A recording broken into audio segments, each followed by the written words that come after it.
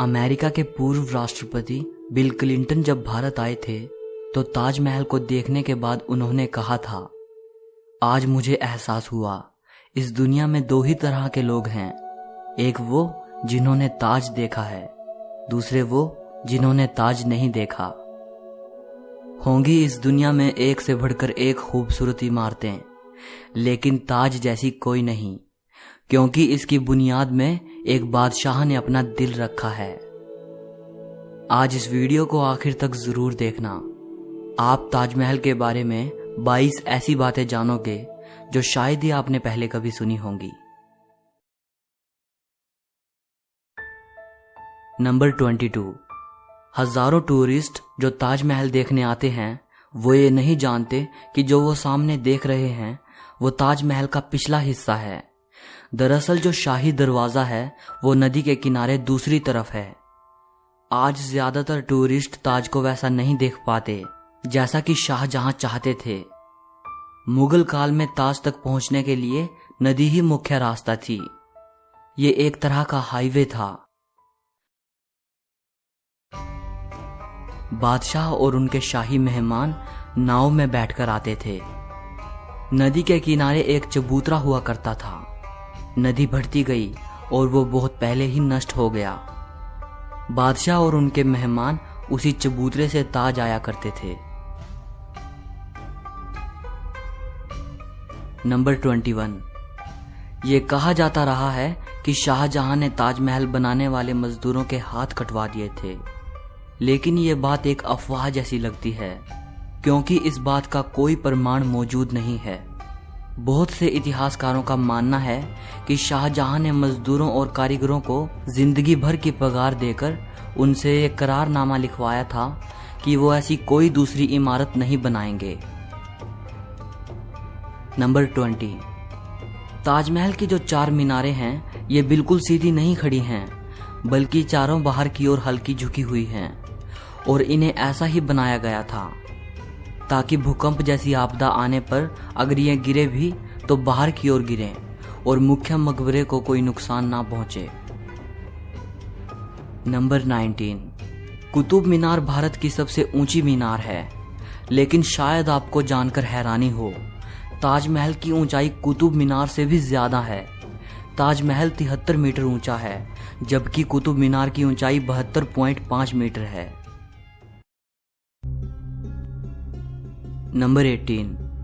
दुनिया में जितनी भी ऐतिहासिक इमारतें मौजूद हैं उनमें से सबसे सुंदर कैलीग्राफी ताज पर हुई है। जैसे ही आप ताज के बड़े दरवाजे से अंदर जाते हो, दरवाजे पर लिखा ये सुलेख आपका स्वागत करता है। हे आत्मा, तू ईश्वर के पास विश्राम कर, ईश्वर के पास शांति के साथ रहे और उसकी परम शांति तुझ पर बरसे। ये कैलीग्राफी थुलूट लिपि में है। इस कैलीग्राफी को डिजाइन करने वाले का नाम अब्दुल हक था, जिसे ईरान से बुलाया गया था। शाहजहां ने उसकी चकाचौंध कर देने वाली कला को देखते हुए उसे अमानत खान नाम दिया, उपाधि के तौर पर। नंबर 17। जिस वक्त शाहजहां बादशाह बने वो मुगल सल्तनत का सबसे सुनहरा दौर था, या यूं कहें शाहजहां का जमाना मुगल हुकूमत की बसंत जैसा था। चारों तरफ अमन और खुशहाली थी। प्रजा के लिए बादशाह का हुक्म ही सबसे ऊंचा होता था। शाहजहां की बादशाहत में लड़ाइयां नहीं होती थी। वो जबरदस्त शान शौकत ऐशो इशरत का दौर था। बादशाह को बड़ी बड़ी इमारतें बनवाने का शौक था। उन्होंने मुगल वास्तुकला के साथ भारत के प्राचीन इतिहास को मिला दिया था। नंबर 16। ऐसी भव्य इमारत दुनिया ने पहले कभी नहीं देखी थी। इसके लिए सफेद संगमरमर राजस्थान के मकराना से लाया गया था। जेड और क्रिस्टल चाइना से मंगवाया गया था। लैपिस लाजुली अफगानिस्तान से आया था। टर्कोइस तिब्बत से, जैस्पर पंजाब से, सैफायर श्रीलंका से और कार्नेलियन अरब से आया था। कुल मिलाकर ऐसे ही 28 किस्म के बेशकीमती रत्नों को सफेद संगमरमर में जड़ा गया था। इन सब चीजों को विदेश से आगरा लाने के लिए 1000 से भी ज्यादा हाथी इस्तेमाल किए गए थे। नंबर 15। ताजमहल आज से करीब 400 साल पहले 1631 में बनना शुरू हुआ था और ये 22 साल बाद 1653 में पूरा हुआ। इसका निर्माण 20,000 कारीगरों और मजदूरों ने किया था। वास्तुकला का इससे शानदार नमूना दुनिया में दूसरा कोई भी नहीं। ताजमहल के निर्माण के लिए हर चीज को हीरे की तरह परख कर चुना गया था। ताजमहल की दीवारों पर जो नक्काशी है, इसकी तकनीक इटली के कारीगरों से सीखी गई थी। उज़्बेकिस्तान के बुखारा से संगमरमर को तराशने वाले कारीगर बुलाए गए थे। ईरान से संगमरमर पर कैलीग्राफी करने वाले कारीगर आए थे और पत्थर को तराशने के लिए बलूचिस्तान के कारीगरों को बुलाया गया था। नंबर 14। 1857 की क्रांति के दौरान अंग्रेजों ने ताज को काफी नुकसान पहुंचाया। उन्होंने लैपिस लाजुली जैसे कई बेशकीमती रत्नों को ताजमहल की दीवारों से खोदकर निकाल लिया था। नंबर 13। ताजमहल के मुख्य गुंबद का जो कलश है, किसी जमाने में वो सोने का हुआ करता था। 19वीं सदी की शुरुआत में सोने के कलश को बदलकर कांसे का कलश लगा दिया गया। नंबर 12।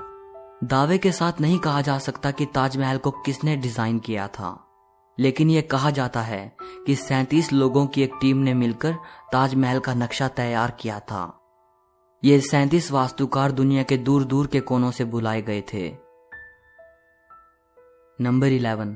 ताजमहल की नींव बनाते समय ताज के चारों ओर बहुत से कुएं खोदे गए। इन कुओं में ईंट पत्थर के साथ साथ आबनूस और महोगनी की लकड़ियों के लट्ठे डाले गए। ये कुएं ताज की नींव को मजबूत बनाते हैं। आबनूस और महोगनी की लकड़ियों में ये खासियत होती है कि इन्हें जितनी नमी मिलती रहेगी, ये उतनी ही फौलादी और मजबूत रहेंगी। और इन लकड़ियों को नमी ताज के पास बहने वाली यमुना नदी के पानी से मिलती है। यमुना के पानी का स्तर हर साल घट रहा है और लकड़ियों में नमी की कमी आ गई है। यही वजह है कि सन 2010 में ताज में दरारें देखी गई। नंबर 10। 1653 में जब ताज बनकर तैयार हुआ था, उस समय इसके निर्माण की कीमत करोड़ों में आंकी गई थी।